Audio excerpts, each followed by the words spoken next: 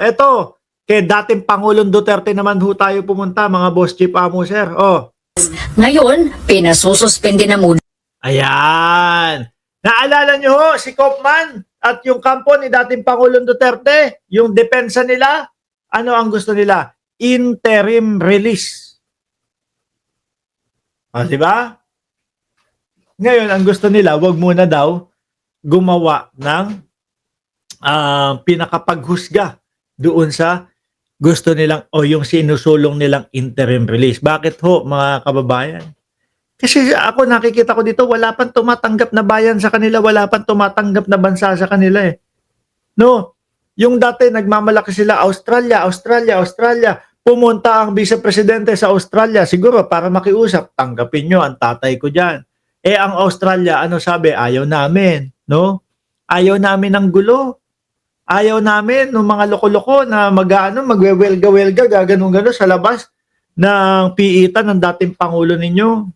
Sa iba na lang kayo lumapit. Belgium, tablado din ho.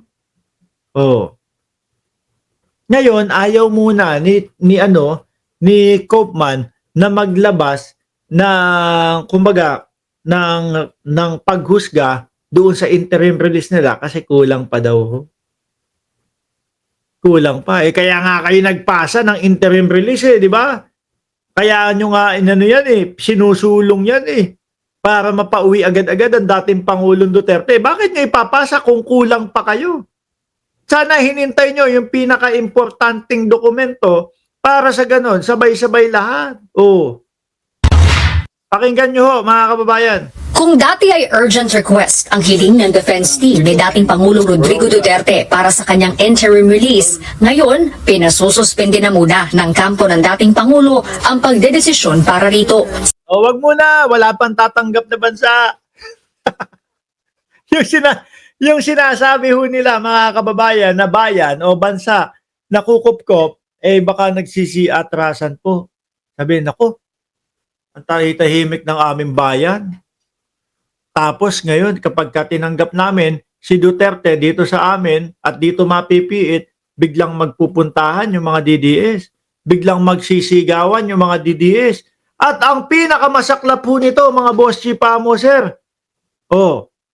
Kung may parke yung paglalagakan kay dating Pangulong Duterte, kung parke yan ng inyong bansa dati, naku ho, pagka napasukan na ho ng mga DDS yan, magiging Duterte Park na din ho yan, mga kababayan. Magaling din mga manakop ito Magaling din mga manakop ho, mga bossing. Diba? Magiging Duterte Park din yan. Street? Naku po, mga kababayan, magiging Duterte Street na din ho yan, mga bossing. Ay, Diyos ko. Kaya ayaw silang tanggapin. Kaya dahil wala pang tumatanggap siguro na bansa, wag muna kayo magdesisyon. Kasi magdidesisyon kayo, wala pang bansa. Ano po ang gagawin ng dyan? Ano po gagawin ng judge dyan? Wala naman tatanggap na bansa sa inyo ang desisyon namin, hindi pwede, bawal. Hindi namin papayagan yung interim release.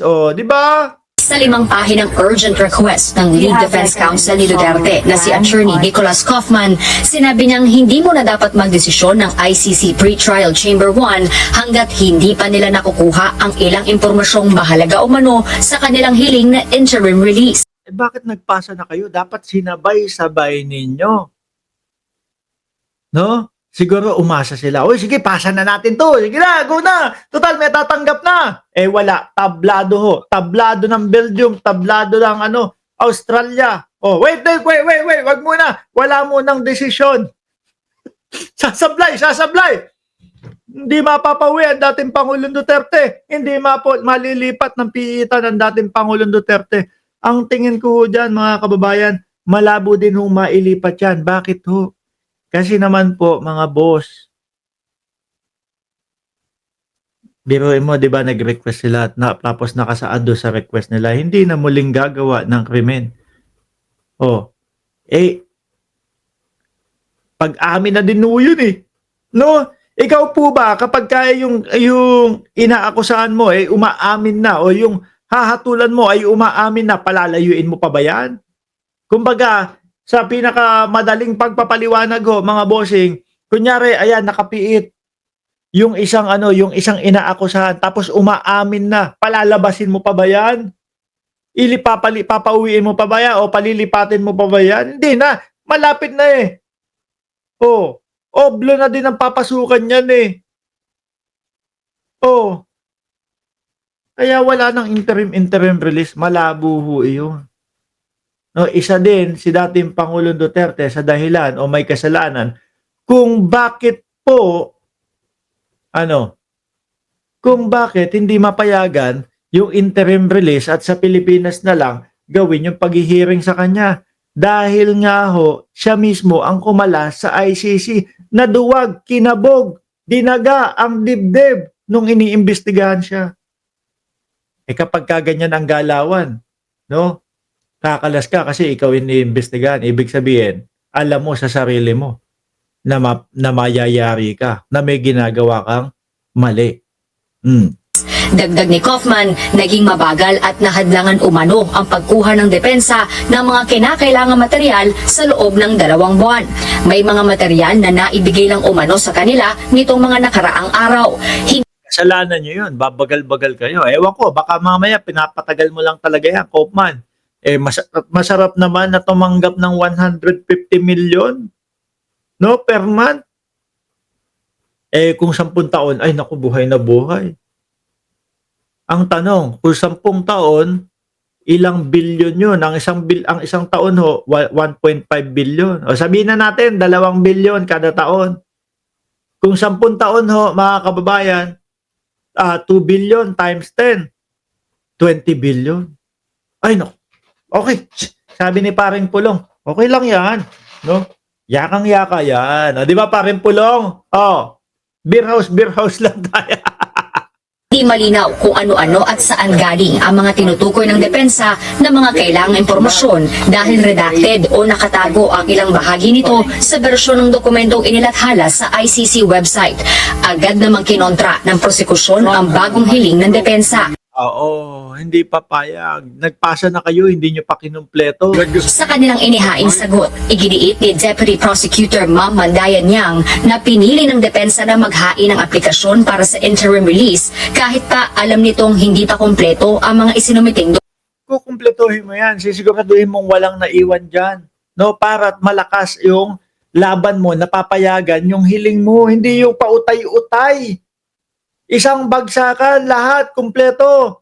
I-review nyo lahat. Pero ako, naniniwala ho ako, mga bossing, na, kumbaga, siguro, bago sila magpasa, no? Bago ho sila magpasa, mga kababayan, nung kanilang hiling, kumpiyansa sila na may tatanggap na bayan o bansa kay dating Pangulong Duterte.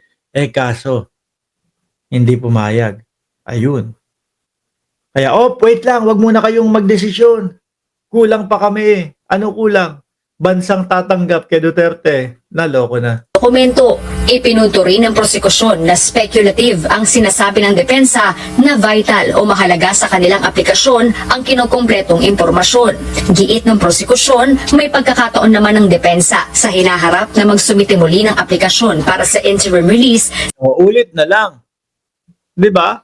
Kaya lang kailan ulit yan? Next year na ulit. Lalong tatagal. Hindi kaya kayo inaano? Ito, hindi, Kaufman. Kaufman, tanong lang ha. Hindi mo ba ginugoyo itong mga DDS at itong mga Duterte? Kasi parang pinapaikot-ikot mo lang eh. Hindi talaga sinasagot to, mga kababayan, yung mismong katanungan eh.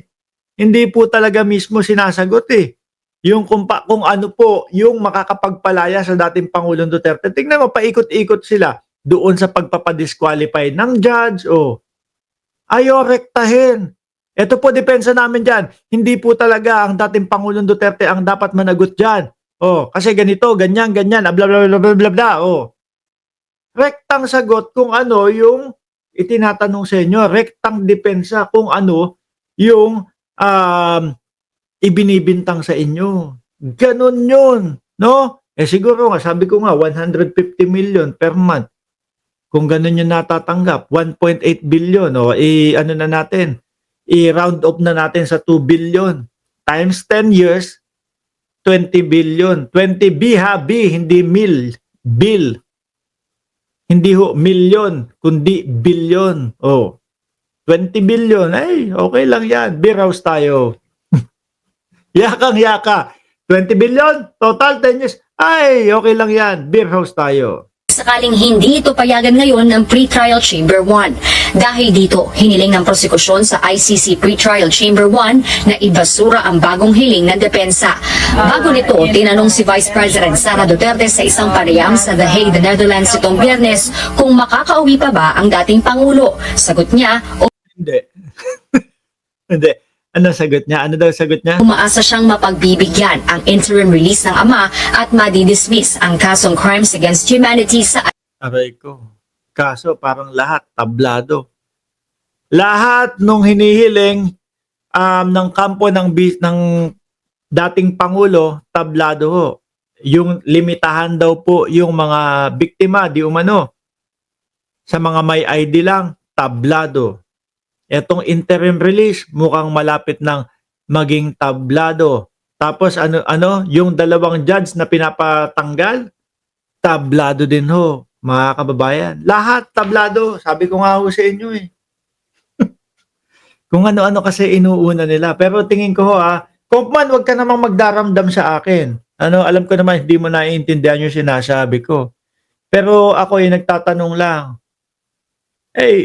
Baka na-enjoy mo lang yung 150 million per month, no? Kaya medyo yung diskartehan mo parang pang alam niyo, pang hele, pang lalabay, pang paantok lang. Ganon.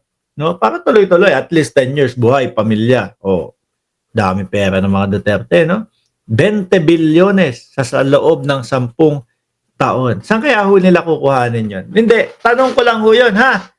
Tanong ko lang ho yun, mga bossing. Saan kaya manggagaling o nanggaling yung ganong kalaking mga pera po? Wala pa ho dyan, mga boss.